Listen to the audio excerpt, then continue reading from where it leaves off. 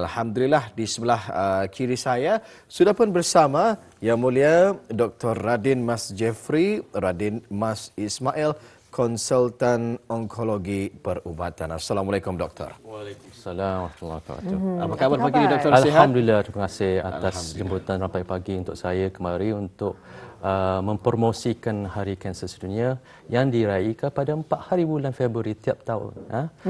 Di negara Brunei Darussalam, kes-kes kanser malangnya akan menambah dengan tahun demi tahun. Ada beberapa faktor yang saya akan huraikan nanti. Hari Kanser Sedunia ini disambut di tanggal 4 hari bulan Februari sejak 2000. Kami adalah antara negara-negara 172 negara sampai saat ini menjadi ahli pada UICC, Pertubuhan Antarabangsa Mencegah Kanser, UICC bahasa Inggerisnya lah.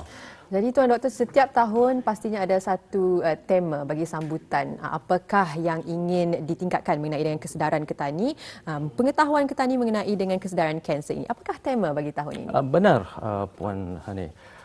Tema tahun ini sama dengan tahun lepas dan sama dengan tahun yang akan datang. Mengurangkan jurang rawatan. Kalau dalam bahasa Inggerisnya, close the care gap. Apakah yang dimasukkan yang itu? Jadi kalau kita lihat rawatan di sesuatu tempat, di sesuatu negara, di satu benua, di kalangan tempatnya ada perbezaan.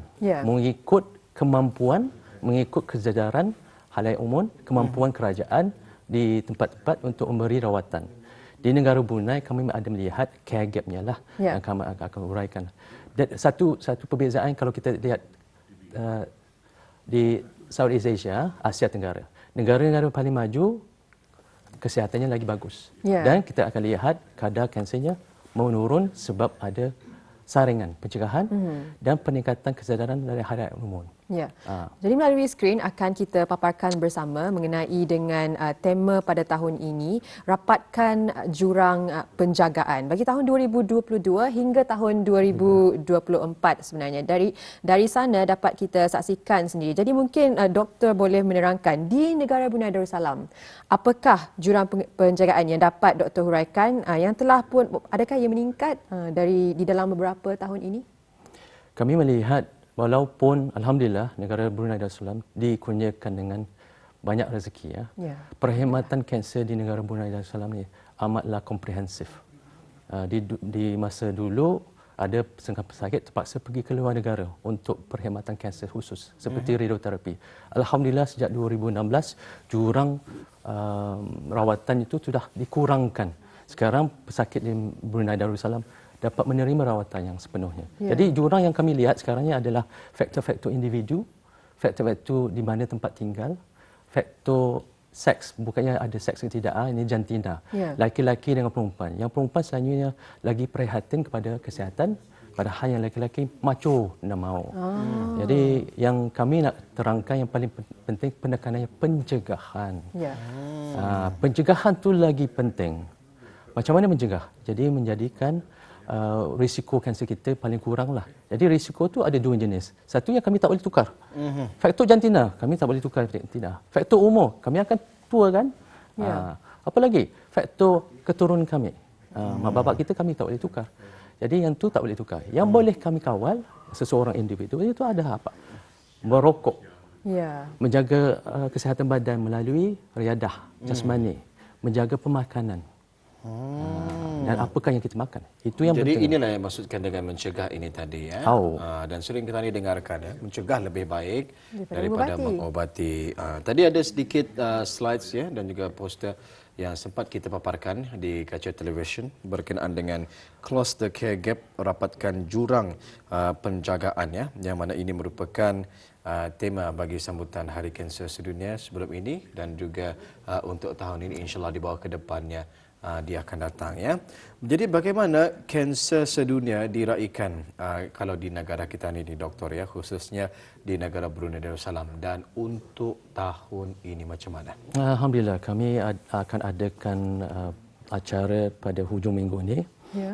Para penonton yang dihormati lah, dialu-alukan kehadiran kita, dijemput bis kita semua ke event acara pembukaan Hari Kanser Sedunia ditajaan oleh PJSC dan dengan pertolongan MOH pada hari Minggu ini hari Ahad 5 hari bulan Februari, yang bermula pada pukul 6 insya-Allah, berakhir insya-Allah pukul 10. Kami adakan acara-acara riadah seperti Amazing Race dan Slow Walk 2.5 km dan mengadakan booth yang boleh harap ramai berjumpa dengan para doktor, para jururawat dan para staf PJSC dan sebagainya, dan dari MOH pun ada juga untuk berbicara kalau ada apa-apa yang mau ditanya.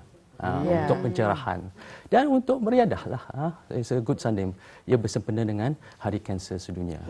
Seperti yang kita saksikan ya pada kaca televisyen pada ketika ini antara pengisian World Cancer Day hari Ahad ini nanti 5 Februari. Wow, kalau dilihatnya dijadualkan seawal jam 5 pagi, maklum sahajalah ya. Program Bandar Kuchiriya pun berlangsung pada hari tersebut ya, dan dijadualkan sehingga ke pukul 9.45 pagi ataupun selesai program Bandar Kuchiriya ya. Banyak pengisian-pengisian menarik kita lihat di sana memerlukan partisipasi daripada orang-orang kita ni dalam sama-sama kita ni menimbulkan ataupun meningkatkan lagi kesedarannya mengenai dengan kanser ini tadi.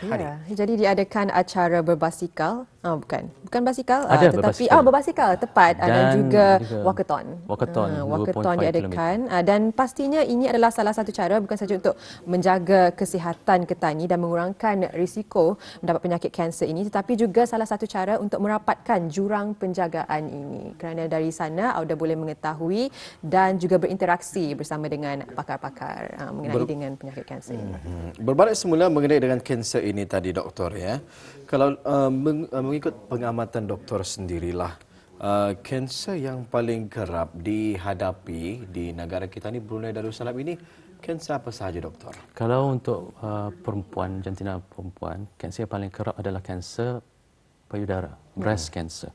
Yang kedua paling kerap adalah bagi mereka kanser kolorektal. Yang ketiga adalah kanser rahim dan sebagainya. Kanser peranakan lah. Bagi laki-laki, kanser kolorektal yang paling mencerah. Dan yang kedua paling kerap adalah kanser paru-paru. Yang ketiga adalah kanser prostat. Kebanyakan kanser-kanser yang sebelum ini sebenarnya sebab pasien pesakit tu datang mengadu ada simptom. Tapi alhamdulillah sejak 2019 kami ada sudah program saringan. Saringan tu screening. Jadi saringan tu ada 4 jenis. Bagi penonton yang tak pernah tahu, kami ada laman sesawang www.ppkk.gov.bn. Dan di sana ada dalam lamannya antara bahasa Inggeris dengan Melayu, dan kita ada tengok 4 jenis saringan. Satu tu kardiovaskular yang semua tahu untuk jantung dan kesihatan otak dan tubuh badan sejagat, dan ada 3 khusus untuk kanser yang saya beritahu. Satu tu pangkal rahim, cervical cancer, satu tu colorectal cancer, satu tu payudara. Ingin saya beritahu saringan ni untuk orang yang kena ada pada umurnya lah. Payudara tu dari umur 40 ke 65, dan bagi yang kolorektal 50 ke atas hingga 75, dan bagi cervix tu dari 20 ke 65 tahun. Memang sudah prosesnya sudah ada. Untuk saringan ini tadi doktor ya, perlukah seseorang itu mendapat simptom ataupun merasa sakit ya di mana-mana bahagian kanser dikongsikan tadi ini untuk menjalani saringan ini tadi? Ini soalan yang bagus. Saringan tu sebenarnya orang yang tak ada apa-apa langsung. Dia cuma dia ikut kriteria boleh buat saringan. Dan seseorang tu individu tu di pelawat. Bagi orang yang ada sakit di sini, ada biji di payudara kan katakan, atau beria berdarah-darah, atau batuknya tak hilang-hilang, pergi saja doktor, antibiotik tak boleh. Kenapa kan dia? Mungkin ada risiko yang kurang memuaskan, macam kanser, na'udzubillah. Jadi yang tu simptomatik. Jadi di negara Brunei Darussalam, kebanyakan kes-kesnya sebenarnya kebanyakannya kes simptomatik. Kalau dibandingkan negara yang lain yang telah ada saringan, kebanyakan kes-kesnya adalah kes-kes yang dikesan dengan saringan. Jadi kes-kesnya selalunya pada peringkat yang awal. Dan kami sudah melihat, Masya Allah, Allah Ta'ala dah beritahu, wal as, demi masa. Sesungguhnya manusia itu dalam kerugian. Kita lihat saja dalam dunia ni, kalau kita hendak membuat satu cepat-cepat, kita kerugian. Ini pun sama dalam kesihatan. Jadi kalau kita kerjasama, jangan kita tunggu-tunggu. Kalau kita lihat kita punya perhatian, mak bapak, anak, kawan kerabat, kawan, benarkah ni kenapa kita sakit macam tu? Belum lagi baik-baik. Baik kita jumpa doktor. Tapi janganlah cakap ada kanser ke apa. Bukan. Sebab bukan semua penyakit simptomnya itu kanser. Tapi bagus mendapat membuat saringan, berjumpa dengan doktor kalau kita ada simptom. Baik, menurut penjelasan doktor tadi, kebanyakan kes-kes kanser di negara kita ni, Brunei Darussalam ini adalah simptomatik ya, berbanding dengan negara luar berdasarkan daripada saringan ini tadi ya. Jadi boleh jadi kaedah di doktor sebenarnya ramai lagi pengidap kanser di negara kita ini. Dengan masa adalah dijangkakan kitaran 2040 kes-kes kanser di negara Brunei Darussalam akan bertambah. Mungkin 2 kali ganda masa itu. Jadi minta maaf lah, saya tak boleh bagi nombor yang spesifik lah. Dan kami sudah melihat trendnya dalam 10, 15, 20 tahun yang kebelakangan ini, kes-kes kanser sudah meningkat banyak. Jadi saringan ini akan menambahkan kesanan kes, tapi apa yang diharapkan dengan kesan yang pencegahan dan kesan daripada mengesan awal, banyak lagi kes-kes kanser di negara Brunei Darussalam hidup dengan matlamat cure, sembuh 100%. Jadi apa yang intinya juga mengenai dengan program saringan ini, jangan tunggu ada simptom ataupun satu simptom itu menjadi lebih teruk untuk ketani mengikuti program saringan yang telah pun tersedia, kerana pelbagai kemudahan yang tersedia untuk ketani, tinggal ketani punya willingness. Adakah ketani mahu untuk mencapai sesuatu itu supaya ketani sembuh dan juga bebas daripada penyakit, kerana setiap orang sebenarnya mempunyai risiko. Tetapi adakah apa yang ketani lakukan untuk mengurangkan ataupun menambah risiko untuk mendapat penyakit kanser ini secara umum? Apakah dia tanda-tanda ataupun simptom-simptom penyakit kanser? Mengikut tempatnya. Maksudnya? Kalau di arah payudara, bengkaknya payudara. Kalau di arah usus maknanya masalah pemakanan. Mungkin ada sakit perut. Lepas tu kalau di paru-paru ada mungkin batuk. Atau batuk berdarah atau jangkitan kuman. Atau di arah otak dan sebagainya, sakit kepala. Mengikut keadaannya. Tapi setengah kanser tu memang terjumpa sebab ada orang tu sakit benda lain. Terjatuh ke apa ke. Lepas tu buat x-ray. Nampak ada ketumbuhan, mungkin ketumbuhan arah paru-paru sebab buat cek x-ray kan. Macam itulah. Jadi itu yang dinamakan kes-kes yang tak ada simptom. Dengan itu kami mahu saringan tu untuk mengesan kes-kes yang ini supaya mendapat kesan kanser pada peringkat awal, supaya mendapat rawatan yang sewajarnya dan mendapat kesembuhan insya-Allah. Baik, berbalik semula kepada simptom-simptom inilah ya. Pada kebiasaannya kita mendengarkan kanser cervix ya, kanser kolorektal, kanser paru-paru, kanser prostat ya, dan juga kanser payudara. Sedikit berkongsi mengenai dengan kanser-kanser ini tadi dan juga mungkin sedikit simptom-simptomnya lah yang mungkin kalau kita ni mengetahui lebih awal ataupun mengesan lebih awal, bolehlah ya mendapatkan nasihat daripada pakar dan juga doktor. Kalau kanser paru-paru katakan yang satu tu yang mungkin ada satu. Lepas tu batuk kering. Atau tiap kali ada kawan sakit, dia sakit tapi kawannya sudah sembuh, batuknya sudah hilang. Ya, dah hilang-hilang macam fenomena COVID dulu. Jadi tak semestinya itu kanser. Tapi bagus berjumpa dengan doktor. Lepas tu yang simptom-simptom yang lagi teruk sebenarnya kadang-kadang batuknya kurang saja. Adalah sikit-sikit tapi badannya kusut dan mau makan. Jadi yang ni memang simptom yang selalunya untuk kanser yang sudah merebak. Bagi mana-mana tempat. Apa lagi? Kalau payudara tu ada kebenjolan. Mungkin ada.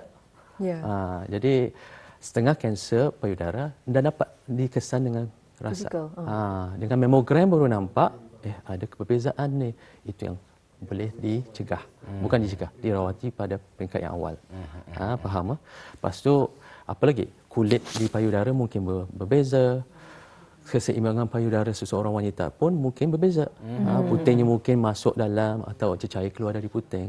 Ada terdapat setengah pasien tu dia menunggu, malu bah, dah mau ada biji yang di bawah ke ketiak sebab dia tu dah ke arah limpa. Sebab kanser ni selalunya mau bergerak di satu tempat dari tempat yang berasalnya ke tempat lain melalui dua sistem selalunya. Darah atau limpa. Jadi kalau kanser usus masa mula-mula tak ada apa-apa. Ada setengah orang tu ada beria berdarah. Ada lainnya punya perhadaman. Selalunya sekali sehari. Kenapa 3-4 kali? Lepas tu beria cair lagi. Ada setengah tu terbalik. Ya, kenapa hitam ni?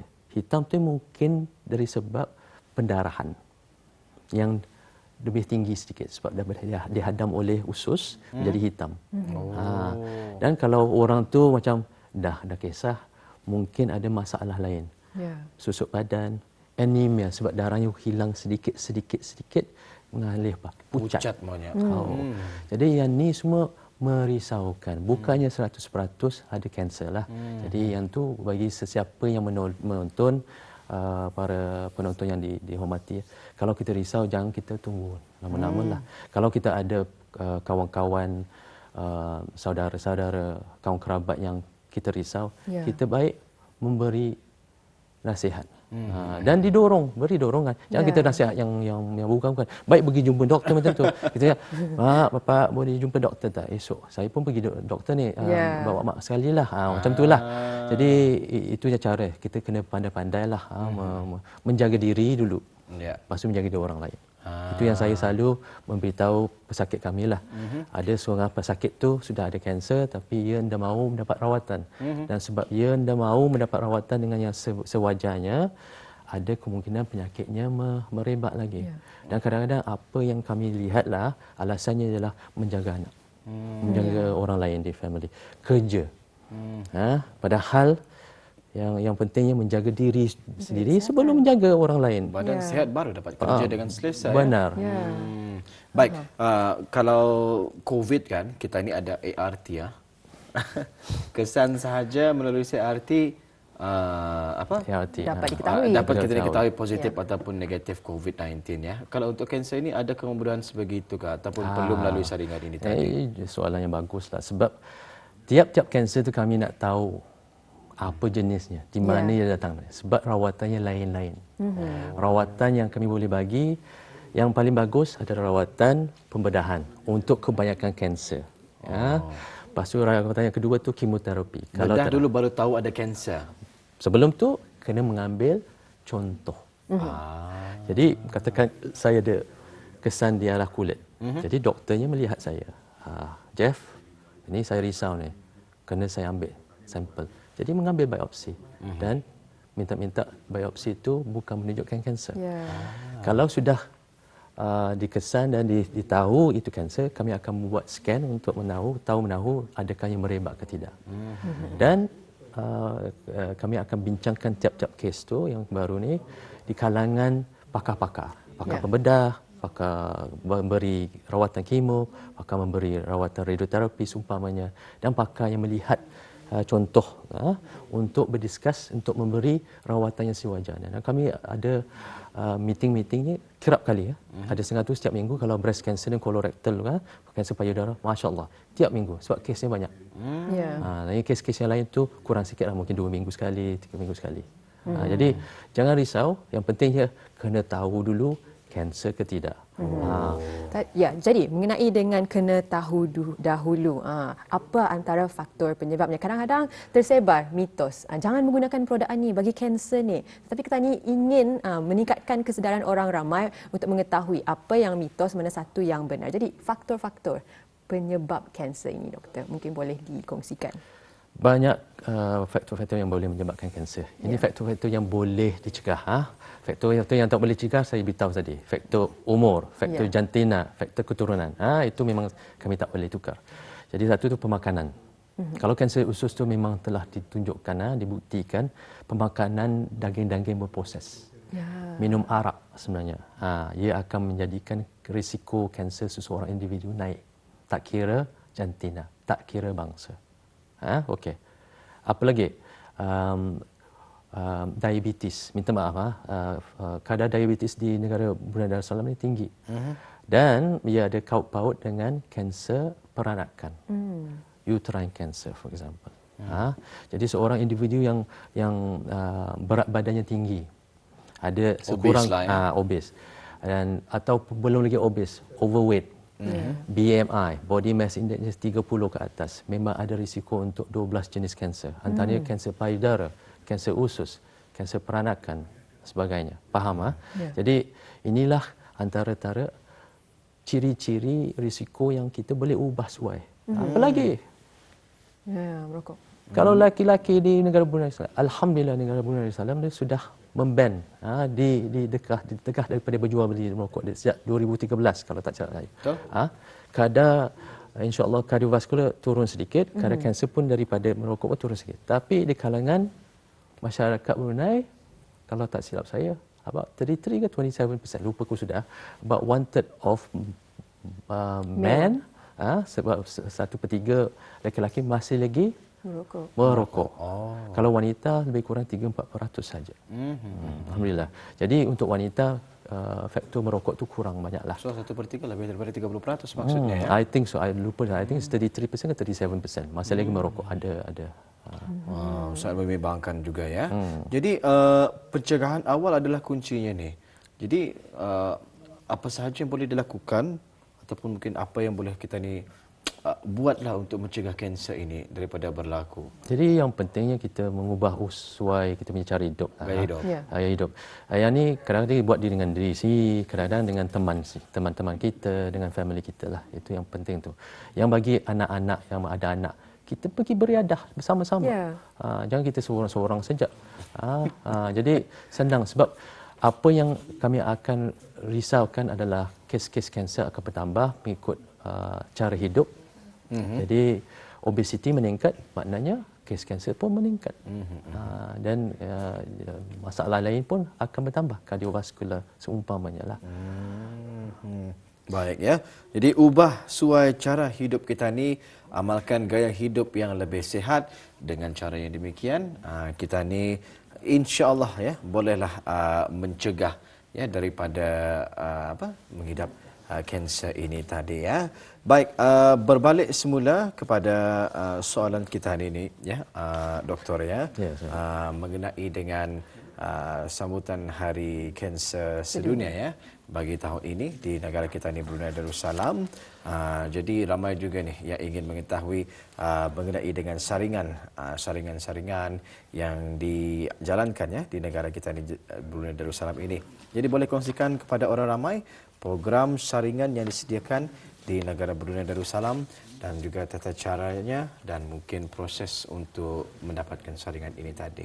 Jadi tuan-tuan, puan-puan yang dihormati ya, penonton RTB yang dikasihi ya, ada laman sesawang www.ppkk.gov.bn yang boleh kita visit lawat dalam bahasa Melayu atau dalam bahasa Inggeris ya. Dan kita akan lihat ada 4 ikonnya. Kita boleh klik 3-nya untuk kanser. Yang tertera ini ya, doktor. Yang bagusnya untuk wanita 4 tu boleh. Yang lelaki yang khusus adalah kanser usus lah. Tapi jangan tertipu ya. Seperti yang kami bincang tadi, kanser payudara bukannya khusus kepada perempuan. 99% memang untuk perempuan, tiap 100 kes ada seorang laki-laki. Jadi itu pun untuk peringatan lah. Tapi bagi saringan memang untuk ahli wanita. Dan kita boleh klik, lepas tu melihat apakah kriteria-kriteria yang perlu untuk seseorang tu dapat saringan. Kalau kita belum lagi dapat, tapi risau, boleh jumpa doktor di klinik untuk meminta nasihat. Jadi yang breast cancer ni untuk kanser payudara dari umur 40 ke 65, pemegang IC merah atau kuning atau merah dan tidak pernah ada saringan sebelum ini. bagi kanser pangkal rahim umurnya 20 ke atas, orang yang sudah kahwin lah. Sebab ia ada risiko daripada jangkitan kuman daripada perhubungan intim. Jadi ada kriteria yang sama juga yang perlu ada. Jadi yang kanser usus tu yang lagi lazim untuk lelaki-lelaki dengan perempuan dari umur 50 ke atas. Kenapa umur-umur ni? Sebab inilah umur-umur di mana kanser-kanser ni paling kerap berlaku. Jadi kanser pangkal rahim tu muda lagi disebabkan oleh infeksi daripada HPV.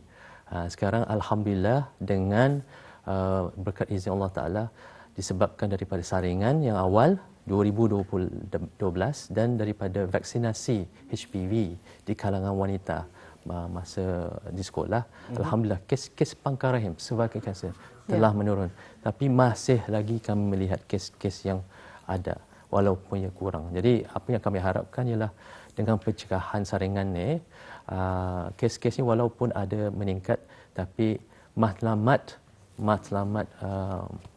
kuratif tu insya-Allah meninggi. Namun bagi mereka yang mungkin tidak masuk di dalam kelayakan tersebut, mungkin kurang daripada umur yang telah pun ditetapkan, jika sekiranya ada terasa, satu risiko adalah dinasihatkan untuk terus saja berjumpa dengan doktor. Seumpamanya kalau ada seseorang tu risau sebab dalam kaum kerabatnya ada faktor keturunan, ada kanser di sebelah mak bapaknya atau di sebelah peradiannya, jadi boleh berjumpa dengan doktor di klinik kesihatan dan memberitahulah apa yang dirisaukan. InsyaAllah dari sana nanti akan dapatlah dilakukan usaha-usaha bagi melagakan kesihatan si pesakit ini tadi, pasiennya ya. Harapan doktor sendiri untuk hari Ahad ini nanti? Alhamdulillah, insyaAllah diharapkan kesedaran para ramai itu meningkatlah. Dan kami akan mengalu-alukan sesiapa pun di mana-mana juga untuk kemari ke World Cancer Day 5 hari bulan. Ada boothnya kalau ada mahu berjumpa dengan pakar-pakar doktor atau pakar-pakar jururawat. Percuma saja ya? Percuma saja. Penyertaan juga bagi penyertaan tu ada, tapi minta maaf, penyertaan tu sudah tutup.